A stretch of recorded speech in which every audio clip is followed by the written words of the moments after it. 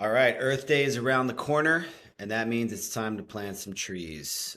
Digital Humani is a reforestation as a service offering, which is pretty cool.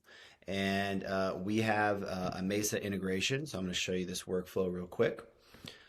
So let's say you're triggering on order created, and then you can filter on, let's say, some total order size.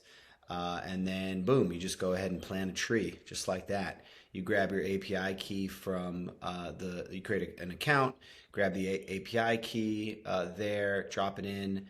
You can pick your project. So if you want to pick a specific country, different projects that they have there, or you can just say, hey, wherever they're needed most. Associate the customer, the end customer to that, and then the tree count. And that's it. I think they cost like $1 per tree. I think I saw somewhere. Not exactly sure.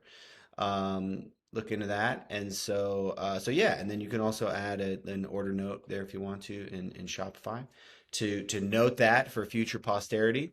And that's how it works. Pretty cool, pretty smooth. Hope that helps. Let us know if you'd like any help setting that up.